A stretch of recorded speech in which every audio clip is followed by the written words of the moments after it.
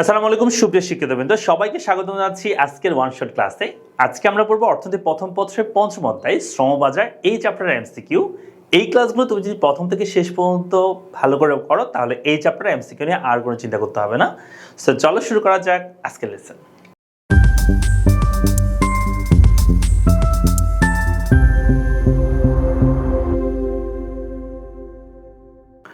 প্রথম যে এমসিকিউটা আমাদের রয়েছে তা হচ্ছে শ্রমিকের সেবার বিনিময়ে যে দাম দেওয়া হয় তাকে আমরা কি বলে থাকি?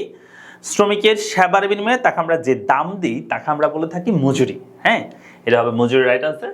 দুই নম্বর বলছে শ্রমের পারিশ্রমিককে কি বলা হয়? শ্রমের পারিশ্রমিককে আমরা কি বলি? মজুরি হবে।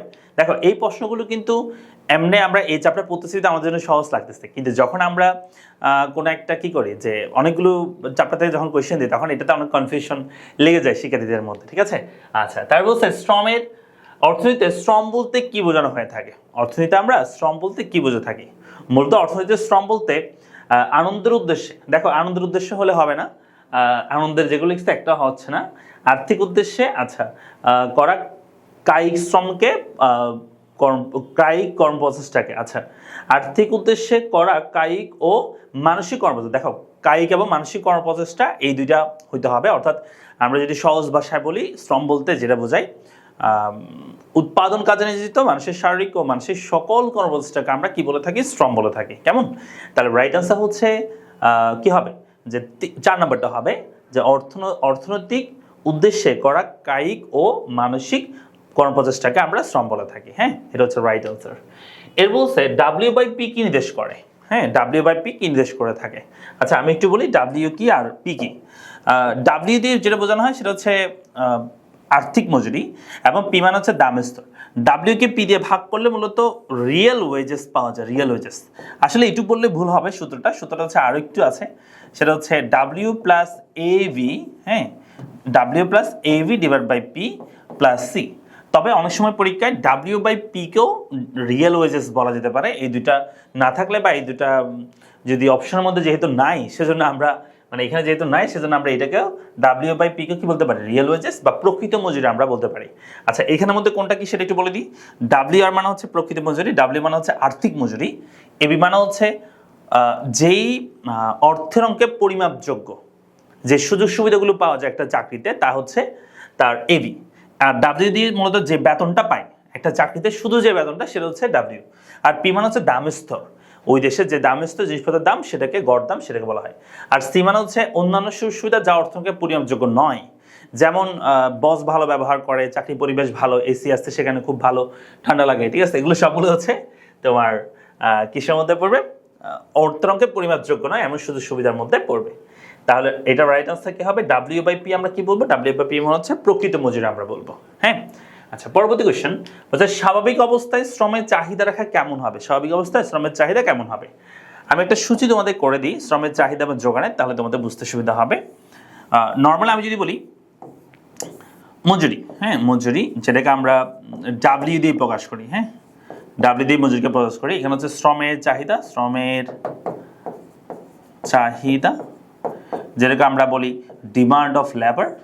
তারপর হচ্ছে শ্রমের যোগান, শ্রমের যোগান যেটাকে আমরা বলি সাপ্লাই অফ লেবার। হ্যাঁ, তো দেখো যে মজুরি যদি আমি বলি মজুরি হচ্ছে 10 টাকা, শ্রমের চাহিদা হচ্ছে তখন যারা উৎপাদনকারী তারাই মূলত শ্রমের চাহিদা করে থাকে, উৎপাদনকারীরা বা যারা উদ্যোক্তা তারা। সো যখন মজুরি 10 টাকা তখন মনে হচ্ছে তারা 20 জন শ্রমিক নিয়োগ করতে চায়। মজুরি যখন 20 টাকা হবে তখন তারা আর একটু কম পরিমাণ শ্রমিক নিয়োগ করতে চাইবে, যেহেতু মজুরি বেড়ে গেছে তারা কম পরিমাণ শ্রমিক নিয়োগ করতে চায়। হ্যাঁ, তারা চায় যে কম মজুরিতে নিয়োগ করতে। মজুরি যখন আরো বেড়ে যায় তখন তারা আরো কম পরিমাণ শ্রমিক নিয়োগ করতে চায়, মানে মজুরি বাড়লে শ্রমের চাহিদা হ্রাস পায়।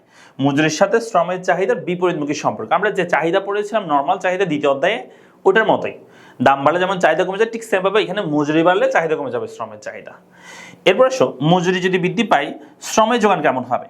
মজুরি যদি 10 হয় শ্রমের যোগান মনে করো যে 10, মজুরি 20 হলে শ্রমের যোগান বেড়ে যাবে। হ্যাঁ, যখন মজুরি বেশি পায় শ্রমিকরা বেশি কাজ করতে চায়, মজুরি যদি আরো বেড়ে যায় শ্রমের যোগান আরো বৃদ্ধি পাবে। এটা হচ্ছে নর্মাল শ্রমের যোগান। তবে একটা ব্যতিক্রমধর্মী শ্রমের যোগান আছে, সেটা আমরা পড়বো পরবর্তীতে। তো এখানে আমরা যেটা বলছি যে শ্রমের মজুরি বাড়লে শ্রমের চাহিদা হ্রাস পায়। সো আমরা বলতে পারি শ্রমের চাহিদা রাখা হবে এরকম নিম্নগামী। যেহেতু মজুরি বৃদ্ধি পেলে শ্রমের চাহিদা কি পাচ্ছে, হ্রাস পাচ্ছে। একটা বেলা যখন অপরটা হ্রাস পাই তখন হচ্ছে রেখাটা এরকম দেখা যায়, হ্যাঁ, নিম্নগামী হয় রেখা, মানে একটার সাথে একটা বিপরীতমুখী সম্পর্ক থাকলে দুইটা ভেরিয়েবলের মধ্যে। আর একটার সাথে একটা যদি সমমুখী সম্পর্ক হয় রেখা কিন্তু ঊর্ধ্বগামী হয়। তো শ্রমের যোগান রেখা হয় ঊর্ধ্বগামী আর শ্রমের চাহিদা কি হয় নিম্নগামী হয়ে থাকে, ঠিক আছে। এই তাহলে এটা গেল, এটা হচ্ছে আমাদের আনসার কি হবে, তাহলে আনসার হচ্ছে স্বাভাবিক অবস্থায় শ্রমের চাহিদা হচ্ছে বাম থেকে ডানে কি হবে, নিম্নগামী হবে, সাধারণ চাহিদা রেখার মতোই হবে, হ্যাঁ।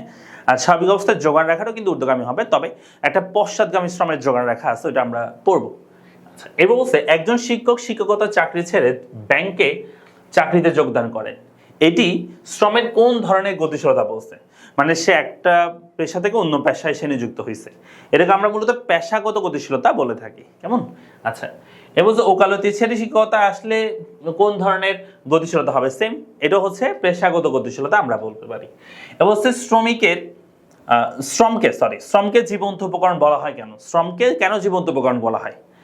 এখানে বলছে শ্রমকে সংরক্ষণ করা যায় না বলে কেবলমাত্র কর্মরত অবস্থায় শ্রমের অস্তিত্ব থাকে, তারপর শ্রম মানবসৃষ্ট উপাদান, তারপর শ্রম অবিনশ্বর বলে। উত্তর হচ্ছে শ্রম মানবসৃষ্ট উপাদান, মানুষের কি তোমার হচ্ছে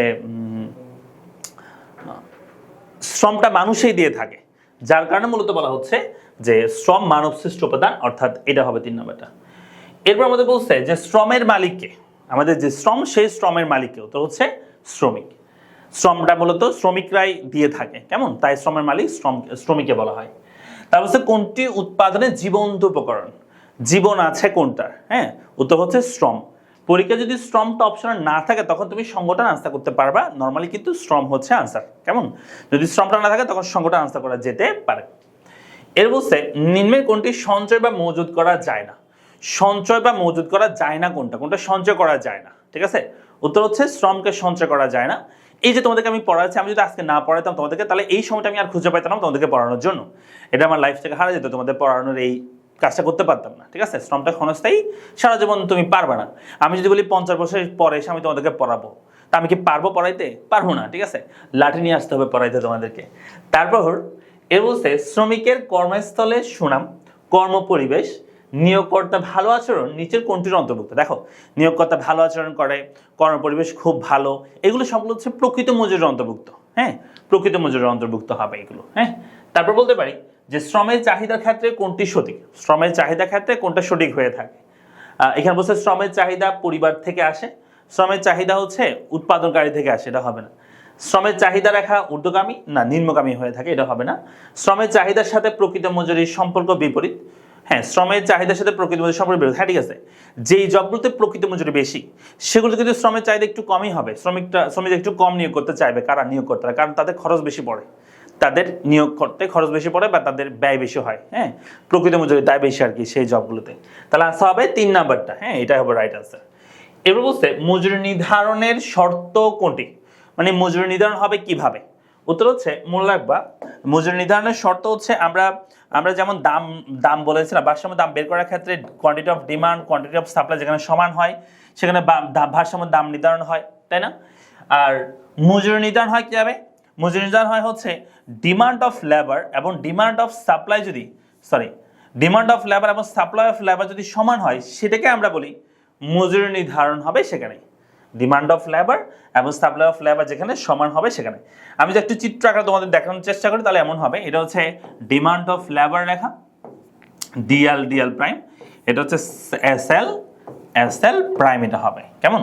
তাহলে মজুরি নির্ধারণ হবে মনে করি এই বিন্দুতে মজুরি নির্ধারণ হবে মনে করো 10 টাকা মজুরি, ঠিক আছে, এইভাবে হবে মজুরি নির্ধারণ হয় এভাবে, ঠিক আছে। আচ্ছা, এরপর আসে তাহলে আসতে হবে ডিএল যেখানে সমান হবে সেখানে হচ্ছে ভারসাম্য মজুরি নির্ধারণ হবে। এরপর আসো বলছে প্রকৃত মজুরি পরিমাপের সূত্র কোনটি, প্রকৃত মজুরি পরিমাপের সূত্র কোনটি।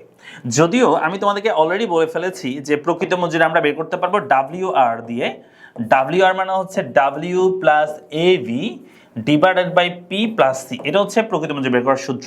তবে পরীক্ষায় এখানে অপশনের মধ্যে আমাদের এইভাবে দেওয়া নাই, শুধু W মাইনাস P আছে, W প্লাস P আছে, P বাই W আছে, W বাই P আছে, তাহলে আনসার হবে W বাই P, এটা হইতে পারে।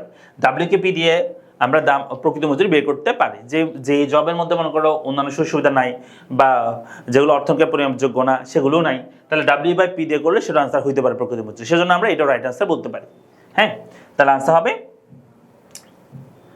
আনসার বলবো আমরা, আনসার হচ্ছে W/P, এটা হচ্ছে আমাদের প্রকৃত মজুরি। এরপর আসো, বলছে শ্রমের দক্ষতার সূত্র কোনটি? আচ্ছা, আমি তোমাকে একটা এক্সাম্পল বলি। মনে করো একজন শ্রমিক, যেই মনে করো যে 10টা পণ্য উৎপাদন করতে পারে, তার 10 মিনিট সময় লাগে। তাহলে 10টা পণ্য উৎপাদন করতে 10 মিনিট সময় লাগতেছে, তাহলে তার প্রতি মিনিটে সে উৎপাদন করতে পারছে একটা জিনিস। আরেকজন 10টা উৎপাদন করতে পারে, তার সময় লাগে 5 মিনিট। তাহলে সে 1 মিনিটে কয়টা উৎপাদন করতে পারতেছে? 10কে 5 দিয়ে ভাগ করতে হচ্ছে 2টা। এটাকে আমরা বলি শ্রমের দক্ষতা। যে 10টা উৎপাদন করতে পারতেছে 10 মিনিটে, তার মানে সে তার শ্রমের দক্ষতা 1। যে 10 উৎপাদন করতে পারতেছে 5 মিনিটে, তার শ্রমের দক্ষতা হচ্ছে 2। তাহলে সে দক্ষ। যে পরে যে দ্বিতীয় যে শ্রমিক, সে কিন্তু দক্ষ, তাই না? তাহলে আনসার কি হবে? আনসার হচ্ছে উৎপাদনের পরিমাণকে সময় দিয়ে ভাগ করলে শ্রমের দক্ষতা পাওয়া যায়। ঠিক আছে? তাহলে উৎপাদনের পরিমাণকে সময় দিয়ে ভাগ করলে শ্রমের দক্ষতা পাওয়া যায়। এটা কেন? এরপর বলছে যে কখন শ্রমের যোগান রেখা পশ্চাৎগামী হয়? কখন শ্রমের যোগান রেখা পশ্চাৎগামী হয়ে থাকে? দেখো, আমি তোমাদেরকে একটু আগে বলেছি যে নর্মালি যদি বলা হয় যে এটা যদি ওয়েজেস হয়, এটা যদি সাপ্লাই অফ লেবার হয়, শ্রমের যোগান হয়, তাহলে মজুরি যদি 10 হয়, শ্রমের যোগান হচ্ছে শ্রমিকরা কাজ করতে চায় 10 জনে।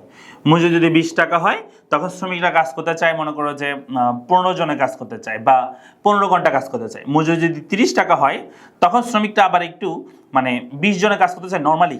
কিন্তু একটা ব্যতিক্রমধর্মী শ্রমের যোগান আমরা দেখতে পাই। অনেক সময় দেখা যায় যে শ্রমিকরা যখন একটু আরামায়েশ করতে চায়, হ্যাঁ, একটু অবসর নিতে চায়, একটু চেষ্টা করে একটু আরামায়েশ করবে, বন্ধু বান্ধবকে সময় দিবে, ফ্যামিলিকে সময় দিবে, যখন প্রাথমিক অবস্থায় মজুরি বাড়ে, শ্রমের যোগান বাড়ে। যখন অত্যাধিক মজুরি বাড়ানো হয়, তখন শ্রমের যোগানটা উল্টে একটু কমে যায়।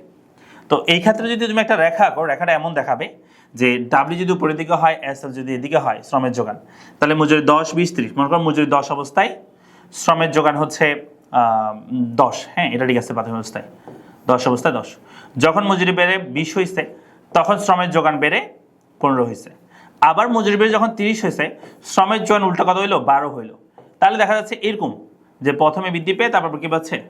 এরকম আমি দেখতে পাচ্ছি। হ্যাঁ, তাহলে এটাকে বলা হবে SL প্রাইম রেখা। এটাকে বলা হবে SL প্রাইম রেখা। ঠিক আছে? তাহলে দেখা যাচ্ছে যে শ্রমের যোগান নরমালি বাড়ে, কিন্তু একটা ব্যতিক্রমধর্মী শ্রমের যোগান আমরা দেখতে পাই। যখন আমরা দেখতে পাই যে মজুরি বাড়তেছে, শ্রমের যোগান বাড়তেছে, এটা নরমাল।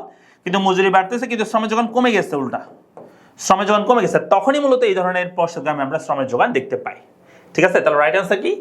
কখন শ্রমের যোগান রেখা পশ্চাৎগামী হয়? যখন মজুরি বৃদ্ধির সাথে শ্রমের যোগান কি থাকে? শ্রমের যোগান মজুরি বৃদ্ধির সাথে শ্রমের যোগান কমলে। ঠিক আছে? তাহলে রাইট আনসার হবে হচ্ছে 2 নাম্বারটা। হ্যাঁ, রাইট আনসার হবে 2 নাম্বারটা। চলো দেখি আমরা এই পরবর্তী কোশ্চেন বলা হচ্ছে মূল্যস্তর হ্রাস বৃদ্ধির কারণে কোনটি পরিবর্তন করে? মানে মূল্যস্তর বলতে দাম স্তর বোঝায় আর কি মূলত। তো মূল্যস্তর যদি হ্রাস বৃদ্ধির কারণে কোনটি পরিবর্তন হতে পারে? আর্থিক মজুরি পরিবর্তন হতে পারে, নাকি কর্মভিত্তিক মজুরি, প্রকৃত মজুরি, নাকি সমভিত্তিক মজুরি? উত্তর হচ্ছে প্রকৃত মজুরি হবে। কারণ আমরা যে সূত্র সেটা জানি, যে আমরা বলছি WR, আমরা কি বলেছিলাম যে WR সমান, হ্যাঁ, আমরা বলি WR সমান আমরা বলতে পারি যে W plus AV divided by P plus C, তাই না? তাহলে এই যে P মানে দাম স্তর, এই দাম স্তর যদি চেঞ্জ হয়, তাহলে আমাদের প্রকৃত মজুরি চেঞ্জ হতে পারে। ঠিক আছে? এই মানটা আমাদের চেঞ্জ হয়ে থাকে, পরিবর্তন হয়ে থাকে। তাহলে আনসার কি হবে? এটার আমাদের আনসার বলবো আমরা হচ্ছে আনসার হবে প্রকৃত মজুরি। এরপর বলছে পরবর্তী কোশ্চেন দেখো, 19 নম্বর বলছে শ্রমের বৈশিষ্ট্য হলো। শ্রমের বৈশিষ্ট্য কি? হ্যাঁ, শ্রমের কি কি বৈশিষ্ট্য আছে? একটা বলছে যে উৎপাদনের জীবন্ত উপকরণ শ্রম। উৎপাদন একটা জীবন্ত উপকরণ, ঠিক আছে। সঞ্চয় করা যায় না শ্রমকে, হ্যাঁ, শ্রমকে আমরা সঞ্চয় করতে পারি না। যোগান বৃদ্ধি সময় সাপেক্ষ, হ্যাঁ, শ্রমের যোগান বৃদ্ধি হইতে হলে একটু সময়ের প্রয়োজন হয়, কারণ শ্রমের যোগান বৃদ্ধি তখনই হয় যখন মূলত জনসংখ্যা বৃদ্ধি পায় একটা দেশে। ঠিক আছে? তাহলে আনসার হবে কি? আনসার হচ্ছে আমরা বলবো এখানে 1, 2, 3 তিনটাই আনসার হবে। হ্যাঁ, এরপর চলে আসো। এর বলছে কোনটি প্রকৃত মজুরির উপাদান? কোনটি প্রকৃত মজুরির উপাদান? অবশ্যই আর্থিক মজুরি একটা প্রকৃত মজুরির উপাদান, ঠিক আছে। তারপর দাম স্তরের উপর প্রকৃত মজুরি ডিপেন্ড করে। সামাজিক মর্যাদার উপরও প্রকৃত মজুরি আমরা বলতে পারি অনেকটা ডিপেন্ড করে থাকে, কারণ সামাজিক মর্যাদা বৃদ্ধি পেলে মনে করা হয় সেটা প্রকৃত মজুরি বেশি সেই চাকরির, আর যেটার সামাজিক মর্যাদা কম সেটা হচ্ছে প্রকৃত মজুরি একটু কম হয়ে থাকে। তার আনসার 1, 2, 3 আমরা বলতে পারি।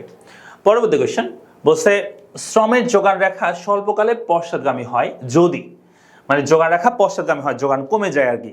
এমনি মজুরি বাড়লে শ্রমের যোগান বাড়ে, কিন্তু অনেক সময় কমে যেতে পারে, সেটা কখন হবে? এক নম্বর মজুরি বেড়ে যায়, যদি মজুরি বাড়ে, ঠিক আছে, মজুরি বাড়লে শ্রমের যখন কমে যেতে হবে তখন হবে। বিশ্রাম অপছন্দনীয় হলে না, অপছন্দনীয়, বিশ্রাম পছন্দনীয় হইতে হবে। বিশ্রাম যখন পছন্দ করবে তখনই মূলত শ্রমিকরা কি করে, কম পরিমাণ, বেশি মজুরি হলেও কম পরিমাণ শ্রম নিয়োগ করতে চায়, ঠিক আছে। আর বিশ্রাম পছন্দনীয়, তাহলে আনসার হবে 1 ও 3 হইতে পারে আনসার, হ্যাঁ, আনসার হবে 1 ও 3, 2 নাম্বারটা হবে না। ওকে, এরপর আসো, এর বলছে যে শ্রমের মজুরি নির্ধারিত হয়, শ্রমের মজুরি নির্ধারিত হয় কিভাবে? শ্রম মজুরি নির্ধারিত হয় শ্রমের চাহিদা ও যোগান দ্বারা, শ্রমের প্রান্তিক উৎপাদনশীলতা দ্বারা, শ্রমের গতিশীলতা দ্বারা। উত্তর হচ্ছে হ্যাঁ, শ্রমের চাহিদা এবং যোগান দ্বারা শ্রমের মজুরি নির্ধারণ হয়ে থাকে। আমরা একটু আগে বলেছি যেটা হচ্ছে ডিমান্ড, ডিএল প্রাইম, এটা হচ্ছে এসএল প্রাইম, এগুলোর উপর শ্রমের চাহিদা এবং যোগান ডিপেন্ড করে থাকে, বুঝছো? তো এটা 1 নাম্বার। 2 নম্বর হচ্ছে শ্রমের প্রান্তিক উৎপাদনশীলতা দ্বারা। শ্রমের প্রান্তিক উৎপাদনশীলতা মানে হচ্ছে একজন শ্রমিক নিয়োগ করার ফলে কি পরিমাণ সে উৎপাদন করতে পারতেছে, হ্যাঁ, সেটার উপর অনেক সময় শ্রমের চাহিদা ডিপেন্ড করে থাকে। যদি তার প্রান্তিক উৎপাদনশীলতা বেশি হয় তার খরচের তুলনায়, মজুরির তুলনায়, তাহলে অবশ্যই নিয়োগ করবে, হ্যাঁ, উৎপাদনকারীরা। শ্রমের গতিশীলতা দ্বারা নির্ধারণ হয় না, মূলত শ্রমের শ্রমের মজুরি শ্রমের গতিশীলতা দ্বারা নির্ধারণ হয় না, ঠিক আছে, এটা আমরা বলতে পারি। আচ্ছা, তারপরে এটা গেল, তাহলে আনসার হচ্ছে 1 ও 2 হবে। ওকে, এরপর আসো, বলছে প্রকৃত মজুরি উপাদান হলো, প্রকৃত মজুরি উপাদান কোনটা সেটা জিজ্ঞেস করছে আমাদেরকে। আর্থিক মজুরি, হ্যাঁ, প্রকৃত মজুরির জন্য আর্থিক মজুরি আমাদের লাগবে। টেলিফোন বিল বলতে পারো, টেলিফোন বিল যদি দেয় তোমাকে সরকার, চাকরি থেকে, তাহলে তো এটা ভালো তোমার জন্য, তাই না, প্রকৃত মজুরি বাড়বে। তারপর হচ্ছে শ্রমের বিশেষায়ন, না, শ্রমের বিশেষায়ন এটা হচ্ছে তুমি একদম স্পেসিফিক বলা যায় না যে শ্রমের বিশেষায়ন হইলেই, শ্রমের বিশেষায়ন মানে হচ্ছে তোমাকে একটা নির্দিষ্ট কাজ করতে দিবে সবসময়, তো সেটা হলে প্রকৃত মজুরি নাও বাড়তে পারে, বা এটা অনেকের ক্ষেত্রে পছন্দনীয় নাও হইতে পারে, অনেকের কাছে পছন্দনীয় হইতে পারে। তো এটা কনফিউজিং আর কি। তাহলে আনসার সবটা অ্যাপ্রোপ্রিয়েট হচ্ছে 1 এবং 2, 1 এবং 2 আমরা বলতে পারি, হ্যাঁ, এই দুটো বলা যেতে পারে। তারপর সে প্রকৃত মজুরি নির্ভর করে, আমাদের যে প্রকৃত মজুরি সেটা কি বিষয়ের উপর নির্ভর করে? প্রকৃত মজুরি ডিপেন্ড করে মূলত আর্থিক মজুরি দ্বারা, দামস্থর দ্বারা, কাজের সময় দ্বারা, হইতে পারে তিনটাই। কাজের সময়ের উপর ডিপেন্ড, কাজের সময় যদি কম হয় তাহলে সেটা প্রকৃত মজুরি অনেক বেশি হয়, সে জবে। কাজের সময় যদি বেশি হয় তাহলে প্রকৃত মজুরি একটু কম হবে, এরকম আর কি। তাহলে আনসার হচ্ছে 1, 2, 3 তিনটাই আমরা বলতে পারি। এরপর আসো পরবর্তী কোশ্চেন, প্রকৃত মজুরি বৃদ্ধি পাবে, প্রকৃত মজুরি কখন বাড়বে? আচ্ছা, আমি একটু তোমাদেরকে আগে সূত্রটা লিখে দিই। সূত্র হচ্ছে WR সমান W plus AV divided by P plus C, তাই না? তাহলে প্রকৃত মজুরি বাড়বে, দাম স্তর হ্রাস পেলে, হ্যাঁ, এই মানটা P এর মান যদি কমে যায় তাহলে WR এর মান বাড়বে, বুঝছো? তারপর আর্থিক মজুরি এবং দাম স্তর সমহারে বাড়বে। দেখো, এই আর্থিক মজুরি এবং দাম স্তর যদি একই হারে বাড়ে তাহলে তো প্রকৃত মজুরি চেঞ্জ হওয়ার কথা না, হবে না, কেমন, প্রকৃত মজুরি পরিবর্তন হবে না। তারপর হচ্ছে আর্থিক মজুরির চেয়ে দাম স্তর কম হারে বাড়ে। দেখো, এই ডাব্লিউ যে হারে বাড়তে সেটা যদি তার চেয়ে কম হারে বাড়ে তাহলেও বাড়তে পারে WR এর মান, প্রকৃত মজুরি তখনও বৃদ্ধি পাইতে পারে। তাহলে আনসার হবে 1, হ্যাঁ, আনসার হবে কি, আনসার হচ্ছে 1, 2, 3 তিনটাই হইতে পারে, তাই না? না, 1, 3 এই 2 নাম্বার তো হবে না, সমহারে বাড়লে তার প্রকৃত মজুরি চেঞ্জ হবে না, ঠিক আছে? তাহলে আনসার হবে কি, আনসার হবে 1, 2, 3 এই তিনটাই আনসার হবে, হ্যাঁ, আনসার হবে, সরি, আনসার হবে 1 ও 3, 1 ও 3, 2 নাম্বারটা হবে না, ঠিক আছে? এরপর আসো, বলছে শ্রমের বৈশিষ্ট্য। শ্রমের বৈশিষ্ট্য কি? এটা একটা জীবন্ত উপকরণ, হ্যাঁ, ঠিক আছে। এটি গতিশীল, তাও ঠিক আছে। ক্ষণস্থায়ী, তাও ঠিক আছে। তাহলে আনসার হবে 1, 2, 3 তিনটাই হবে। তারপর বলছে আন্তর্জাতিক শ্রম বাজারে শ্রমের চাহিদা বৃদ্ধি পেলে অভ্যন্তরীণ বাজারে কি সংঘটিত হবে? যদি আন্তর্জাতিক বাজারে শ্রমের চাহিদা বাড়ে তাহলে মজুরির স্তর বাড়বে, হ্যাঁ, মজুরি বাড়বে অবশ্যই, আন্তর্জাতিক বাজারে যখন চাহিদা বাড়বে তখন। তারপর বলতে পারে বেকারত্ব হার বাড়বে, না, বেকারত্ব কেন বাড়বে? যদি আন্তর্জাতিক বাজারে চাহিদা যদি বাড়ে, শ্রমের চাহিদা বাড়ে, তাহলে তো আরো ভালো, বেশি নিয়োগ হবে, বেকারত্ব কমবে, যে বাড়বে না। তারপর হচ্ছে শ্রমের গতিশীলতা বাড়বে, হ্যাঁ, হইতে পারে, শ্রম এক দেশ থেকে অন্য দেশে যাবে, যেহেতু আন্তর্জাতিক বলছে, তাহলে এক দেশ থেকে অন্য দেশে শ্রম ট্রান্সফার হবে, কনভার্ট হইতে পারে, হ্যাঁ, এটা। তাহলে আনসার হবে 1 ও 3, 2 নম্বর হবে না, বেকারত্ব বাড়বে না, বেকারত্ব কমবে। একই পেশায় মজুরি হারের পার্থক্য, সেম পেশা, একই পেশায় আমরা আছি কিন্তু মজুরি একজনের বেশি একজনের কম, কেন হইতে পারে এটা? একটা বলছে শিক্ষাগত যোগ্যতা, হ্যাঁ, যার শিক্ষাগত যোগ্যতা বেশি তাকে বেশি মজুরি হবে। 2 নম্বর দক্ষতার পার্থক্য, হ্যাঁ, দক্ষতা যদি যে দক্ষ তাকে একটু বেশি স্যালারি বেশি হবে। শারীরিক যোগ্যতা, দেখো, শারীরিক যোগ্যতা এটা একদম স্পেসিফিক বলা যায় না, এই ক্ষেত্রে একটু ঝামেলা চলে আসে। যেমন ছেলেদের ক্ষেত্রে আর মেয়েদের ক্ষেত্রে শারীরিক যোগ্যতা সেম নাও হইতে পারে, কিন্তু অনেক সময় দেখা যায় যে ছেলেদের তুলনায় মেয়েদের স্যালারি আরো বেশি হইতে পারে, সে যদি দক্ষ হয়, সে যদি কি হয়, যোগ্য হয় বা শিক্ষিত হয়, সেখানে এটাকে আমরা স্পেসিফিক বলতে পারবো না, 3 নাম্বারটা বলা যাবে না, 1 আর 2কে আমরা একদম স্পষ্টভাবে বলতে পারি, কেমন? আচ্ছা, এর বলছে প্রকৃত মজুরির উপাদান হলো, প্রকৃত মজুরির উপাদান কি? আমরা অনেকবার বলে ফেলছি অলরেডি, আর্থিক মজুরি, বাজার মূল্য, ঠিক আছে, বাজার মূল্য মানে হচ্ছে দামের স্তর যেটা সেটা। সামাজিক নিরাপত্তা, এটাও মূলত প্রকৃত মজুরির একটা উপাদান আমরা বলতে পারি, 1 2 3 হবে। তারপর এসো একটু উদ্দীপক পড়ি আমরা। বলছে দিনাজপুরে রিক্সা চালক ফেনীতে গিয়ে রিক্সা চালাচ্ছে, আগের তুলনায় বেশি আয় করে সে জীবনযাত্রার মান উন্নয়ন করতে পেরেছে। আমাদের প্রশ্ন হচ্ছে উদ্দীপক উল্লেখিত শ্রমিকের গতিশীলতাটি কোন ধরনের গতিশীলতা? পেশাগত, স্তরগত, ভৌগোলিক, শিল্পগত।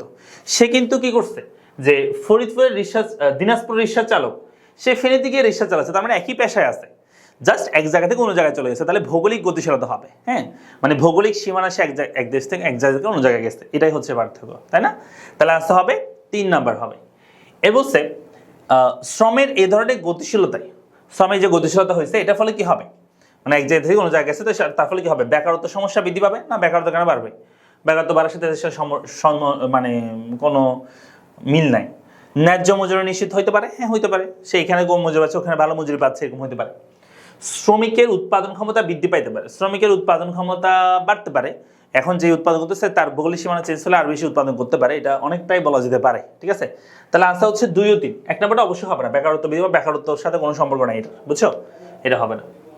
এরপর প্রশ্ন হচ্ছে শামীম আহমেদ একটি গার্মেন্টস ফ্যাক্টরিতে চাকরি করেন, তিনি প্রতি মাসে মজুরি বাবদ 15,000 টাকা বেতন পান এবং 5,000 টাকা বাড়ি ভাড়া পান, চিকিৎসা ভাতা 1,000 টাকা পান। আগামী মাসে তার বেতন বাড়ার সম্ভাবনা আছে। আচ্ছা, তাহলে চল আমরা প্রশ্নটা পড়ে ফেলি। প্রশ্নটা কি বলছে যে উদ্দীপকের শামীম সাহেবের প্রতি মাসে আর্থিক মজুরি কত বলছে? আর্থিক মজুরি কত? আর্থিক মজুরি মানে কি? WR মানে হচ্ছে আর্থিক মজুরি, W plus AV divided by P plus C, কেমন? তাহলে এখানে W এর মান কত বলতো?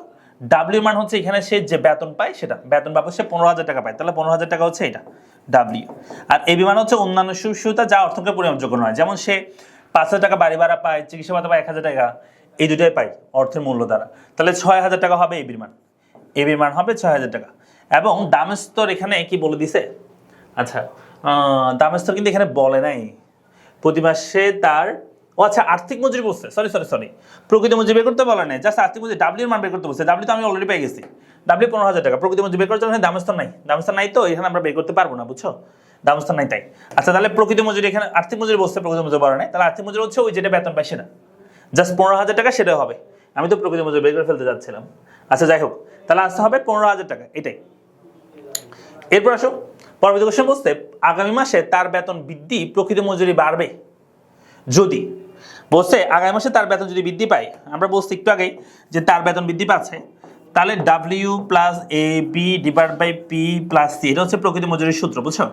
তো বলছে আগামী মাসে তার বেতন বৃদ্ধি তার প্রকৃত মজুরি বাড়াবে, এই বেতনটা তার বৃদ্ধি পাচ্ছে, আগে ছিল 15,000 W এর মান, এই W এর মান ছিল আগে 15,000 টাকা, সেটা মনে করে বাড়তেছে, বৃদ্ধি পাবে সেটা বলছে, W মানটা বাড়বে। তো W মানটা বাড়লে তার প্রকৃত মজুরি বাড়বে কিনা? তো হ্যাঁ, যদি W এর মান বাড়ে তাহলে প্রকৃত মজুরি বাড়বে, যদি কি হয় দামের স্তর এবং বেতন একই হারে বাড়ে। না, এইটা যে হারে বাড়তেছে এটা যদি সেম হারে বাড়ে, এটা যদি সেম হারে বাড়ে, তাহলে তো প্রকৃত মজুরি বাড়বে না, বাড়ার কথা না, কেমন? এটা যদি বাড়ে, এটা যদি স্থির থাকে তাহলে ঠিক আছে। দামের স্তরের চেয়ে বেতন বেশি হারে বাড়ে, হ্যাঁ এটা ঠিক আছে। দামের স্তর যে হারে বাড়তেছে, দামের স্তরের চেয়ে যদি বেতন বেশি হারে বাড়ে, দামের স্তর বাড়তেছে মনে করো 10%, কিন্তু এটা বৃদ্ধি পাইছে মনে করো 30% বা 20%, তখন কিন্তু আমাদের প্রকৃত মজুরি বাড়তে পারে। 3 নাম্বার, দামের স্তর অপরিবর্তিত থাকলে, হ্যাঁ এই W এর মান বাড়ছে কিন্তু দামের স্তর এটা আগের মতোই আছে, তাহলেও কিন্তু এই WR এর মান বাড়তে পারে। তাহলে আনসার আমরা বলবো কত? 2 এবং 3। 1 নাম্বারটা হবে না, যদি একই হারে বাড়ে সেক্ষেত্রে প্রকৃত মজুরি বৃদ্ধি পাবে না। তাহলে আনসার কি হবে? আনসার হচ্ছে 2 ও 3 বলবো আমরা। হ্যাঁ, এর পরবর্তী কোশ্চেন বলছে যে মিশু 10,000 টাকা একটি কোম্পানিতে কর্মরত। আচ্ছা, সন্তানের পড়ালেখা, চিকিৎসা, টেলিফোন, তারপর হচ্ছে যাতায়াত খরচ বাবদ আরো 5,000 টাকা সুবিধা সহ আরো কিছু সুযোগ সুবিধা ভোগ করে যা অর্থে পরিমাপযোগ্য নয়। বাজারে বিদ্যমান দ্রব্যের দামের স্তর দেওয়া আছে। আচ্ছা চলো আমাদের প্রশ্ন বলি। প্রশ্ন আমাদের কি বলছে? প্রশ্ন আমাদের বলছে যে এখান থেকে আমাদেরকে বের করতে হবে মিশুর প্রকৃত মজুরি। হ্যাঁ প্রকৃত মজুরি বলছে, আর্থিক মজুরি বলা নাই, তাহলে WR বের করতে হবে। WR মানে কি? আমরা বলছি W plus AV divided by P plus C, কেমন? তাহলে আনসার হচ্ছে W মান বলো। W মান কত? W মান হচ্ছে 10,000 টাকা। হ্যাঁ, বেতন একটা চাকরি করে, তাহলে 10,000 টাকা হচ্ছে এটার মান, এই বির মানে হচ্ছে সে অন্যান্য সুযোগ সুবিধা সন্তানের পড়ালেখা চিকিৎসা এবং এর জন্য আরো কিছু টাকা পায়, সেটা অর্থনঙ্কায় পরিমাপযোগ্য হচ্ছে তোমার সুযোগ সুবিধা পায় 5,000 টাকা, সেটা আমরা এখানে এই বিতে লিখবো। আর পি মানে দামস্থ হচ্ছে 100 টাকা, 100 টাকা এখানে লিখবো। আর সি মানে হচ্ছে অন্যান্য সুযোগ সুবিধা, দেখো এই যেখানে বলছে আরো কিছু তিনি সুযোগ সুবিধা পান যা অর্থনঙ্কায় পরিমাপযোগ্য নয়, আর সেটাকে আমরা সি বলি। এটা এখানে লিখবা যে অন্যান্য সুযোগ সুবিধা, বা বলতে পারো যে এখানে লিখতে হবে যে অদৃশ্যমান অতিরিক্ত সুযোগ সুবিধা, ওইভাবে লিখতে পারো। হ্যাঁ, অন্যান্য সুযোগ সুবিধা যে অর্থকে পরিমাপযোগ্য এবার লেখা যাবে, অথবা অন্যান্য সুযোগ সুবিধা বা অদৃশ্যমান সুযোগ সুবিধা বলতে পারো। তাহলে 15,000কে 100 দিয়ে ভাগ করলে আসতে হবে 150। 150 লিখতে হবে না, শুধু 150 সাথে লিখতে হবে এটা যে অন্যান্য সুযোগ সুবিধা যা অর্থনঙ্কায় পরিমাপযোগ্য নয় বা অদৃশ্যমান সুযোগ সুবিধা যা অর্থনঙ্কায় পরিমাপযোগ্য নয়, এই লেখাটা অবশ্যই আনসারের সাথে থাকতে হবে। প্রতিটা প্রকৃত মজুরির আনসারের সাথে এই লেখাটা থাকতে হবে, অন্যান্য সুযোগ সুবিধা যা অর্থনঙ্কায় পরিমাপযোগ্য নয় বা বলতে পারো অদৃশ্যমান অতিরিক্ত সুযোগ সুবিধা বা যেগুলো অর্থ দ্বারা পরিমাপযোগ্য নয় এমন সুযোগ সুবিধা, এইভাবে তুমি লিখতে পারো তোমার মতো করে। ঠিক আছে, তাহলে আনসার কি দাঁড়াবে এটার আমরা আনসার বলবো হচ্ছে 2 নাম্বারটা, 150 প্লাস অদৃশ্যমান অতিরিক্ত সুযোগ সুবিধা আমরা বলবো। এরপর বলছে যে অনুচ্ছেদের আলোকে প্রকৃত মজুরির সূত্র কোনটি? ডাব্লিউ কে পি দিয়ে পেলে আমরা প্রকৃত মজুরি পাই, হ্যাঁ এটা বলা যেতে পারে। ও আচ্ছা, উপরটা বলতেছে অনুচ্ছেদ মানে হচ্ছে এই উদ্দীপক অনুযায়ী, হ্যাঁ উদ্দীপক অনুযায়ী কোনটা বলছে, ডাব্লিউ কে পি দিয়ে করলে হবে না, এই সূত্র লাগবে আমাদের, সরি এই 3 নাম্বার সূত্র আমাদের লাগবে। হ্যাঁ, তাহলে এই 3 নাম্বার সূত্র হচ্ছে রাইট আনসার হবে। এই 3 নাম্বার সূত্র আলাদা করে আছে, হ্যাঁ এটা হবে রাইট আনসার। ঠিক আছে, তাহলে আনসার হচ্ছে 3 নাম্বার, কারণ এই সূত্র আমরা ব্যবহার করছি, উপরে দুটো সূত্র দিয়ে হচ্ছে না। ঠিক আছে, তারপর চলে আসি। এর হচ্ছে এসএল মানে লেবার সাপ্লাই 300 প্লাস 4W। আচ্ছা, যেখানে এসএল মানে হচ্ছে শ্রমের যোগান বোঝাচ্ছে, ডাব্লিউ মানে মজুরি বোঝাচ্ছে। বলছে মজুরি যদি 200 হয়, আচ্ছা প্রশ্ন কি বলছে? প্রশ্ন বলছে মজুরি যদি 200 হয় তাহলে এসএল সমান 300 প্লাস 4W বলছে। বলছে মজুরি যদি 200 হয় তাহলে শ্রমের যোগান কত হবে? একদম সিম্পল, একদম সিম্পল মানে হচ্ছে তুমি জাস্ট ডাব্লিউ জায়গায় কি বসা দিবা, ডাব্লিউ জায়গায় এখানে 200 বসা দিবা। হ্যাঁ 200 বসা দাও, তাহলে কত হয় দেখো তো। এসএল সমান আমরা বলতে পারি 300 প্লাস এটা হবে 4 দুগুণ 8, এটা হবে 800, তাহলে যোগ করলে হবে এসএল সমান এটা যোগ করলে হবে 1100, তাই না? এটাই হচ্ছে রাইট আনসার। ওকে, তাহলে আনসার কত হবে? 1100, এই যে এটা রাইট আনসার। এরপর আসো, বলছে উদ্দীপক হতে প্রাপ্ত শ্রমের যোগান রেখার আকৃতি কেমন হবে? উদ্দীপক থেকে যে আমরা শ্রমের যোগান রেখা পাচ্ছি এই রেখাটা কেমন হবে বলতেছে। আচ্ছা তোমাদেরকে আমি একটু বলি, যেহেতু এখানে এসএল মনে করো 300 দিলাম, 300 যোগ এখানে আমি 1 বসাই, তাহলে তুমি ইজিলি বুঝতে পারবা। মনে করো 1 বসালাম, তাহলে কত হবে আনসার? তাহলে এটা আনসার কত হয় যে 300 প্লাস এর মূল্য হবে 4, তাহলে আনসার হবে 304। ওকে 304, 8টা বসালে বুঝতে পারবা, জাস্ট 8টা বসালে বুঝতে পারবা। 300 প্লাস 4 পয়েন্ট এখানে 2 বসায়, জাস্ট 2 বসায়, একটা মান বর্গ করে বসায়, তাহলে হবে 300 প্লাস 2 দুগুণ 4, সরি 4 দুগুণ 8, তাহলে আনসার হবে 308। তাহলে দেখো এই আমি যদি 1 বসাই, ডাব্লিউ মান যদি 1 বসাই তাহলে আমাদের শ্রমের যোগান হচ্ছে 304। ডাব্লিউ মান যদি আমি 2 বসাই তাহলে শ্রমের যোগান হচ্ছে 308। তাহলে ডাব্লিউ মান বাড়লে শ্রমের যোগান বাড়তেছে, সমমুখী সম্পর্ক। এমনি বোঝা যাচ্ছে এখানে প্লাস আছে, তো প্লাস থাকলে সমমুখী সম্পর্ক হয়। হ্যাঁ ঢাল প্লাস তো ঊর্ধ্বগামী হবে রেখা, সমমুখী সম্পর্ক। হ্যাঁ সমমুখী সম্পর্ক হলে ঊর্ধ্বগামী হয়, আমরা দ্বিতীয় অধ্যায়ে পড়ছি, তাই না? তাহলে আনসার কি হবে এটার? আনসার হচ্ছে উদ্দীপক হতে প্রাপ্ত শ্রমের যোগান রেখার আকৃতি কেমন হবে? ঊর্ধ্বগামী হবে, হ্যাঁ বা ধনাত্মক বলতে পারো, ধনাত্মক আকৃতি হচ্ছে ধনাত্মক হবে। তারপরে আরেকটা উদ্দীপক দেখো, 2012 সালে মিস্টার সাদমান 2000 টাকা ডলার মূল্য বেতনে চাকরি প্রবেশ করেন। মূল বেতনের সাথে 1000 টাকা ডলার বাড়ি ভাড়া, 500 টাকা ডলার চিকিৎসা ভাতা এবং 2013 সালে তার বেতন ভাতাদির কোনো পরিবর্তন না হলেও বাজারে গড় দামস্তর কমে যায়, মানে যে পি এর মান সেটা কমে যাচ্ছে। তাহলে উদ্দীপক অনুযায়ী এটা অনুযায়ী কি হবে? বুঝতে মিস্টার সাদমানের আর্থিক মজুরির পরিমাণ কত? আর্থিক মজুরি মানে হচ্ছে যেটা সে বেতন পায় সেটাই 2000 টাকা। কেমন? প্রকৃত মজুরি বলা নাই, কোনটা বলছে আর্থিক মজুরি 2000 টাকা, ওইটাই হবে। কেমন? তারপর চলে আসি, বলছে 2013 সালে মিস্টার সাদের কি হবে? 13 সালে, এই যে বলছে 12 সালের পরে 13 সালে কি হয়েছে? দামের স্তর তার কমে গেছে। তাহলে দামের স্তর যদি কমে যায় তার প্রকৃত মজুরি বাড়বে। এখানে আর্থিক মজুরি কমবে, আর্থিক মজুরি কমার তো এখানে কিছু বলা নেই, আর্থিক মজুরি আগের মতোই ছিল। প্রকৃত মজুরি বাড়বে, হ্যাঁ এটা ঠিক আছে, প্রকৃত মজুরি বাড়বে, জীবনযাত্রার মান উন্নত হবে, এটা ঠিক আছে। তার জীবনযাত্রার মান বাড়বে আর প্রকৃত মজুরি কি হবে? বাড়বে। আর্থিক মজুরি তো এখানে কোনো চেঞ্জ হচ্ছে না, আর্থিক মজুরি আগের মতোই থাকবে। হ্যাঁ তাহলে আনসার হবে কি? আনসার হচ্ছে 2 এবং 3 হবে আনসার। ঠিক আছে, ওকে। এরপরে বলছে 59 পড়া এবং 42 এবং 43 সময় প্রশ্ন দাও। বলছে নুসরাত জাহান একটি কোম্পানি কম্পিউটার অপারেটর, তার মাসিক বেতন 10,000 টাকা। ওকে, ওই কোম্পানির মালিক জনাব মুস্তাফিজুর রহমান কঠোর পরিশ্রম দ্বারা নতুন উদ্ভাবনী ধারণা বাস্তবায়নের মাধ্যমে দিন দিন উন্নতি সাধন করছে। তো বলছে অর্থনীতির ভাষায় নুসরাত এবং মুস্তাফিজকে কি বলা হবে? তাহলে এখানে যেখানে একজনকে বলা হওয়ার দরকার ছিল, আচ্ছা এখানে বলছে শ্রমিক, মালিক, কারবারি, সংগঠক। তাহলে আসতে হচ্ছে এখানে কারবারি। আচ্ছা এইটা একটু একটু ঠিক করে নাও তোমরা।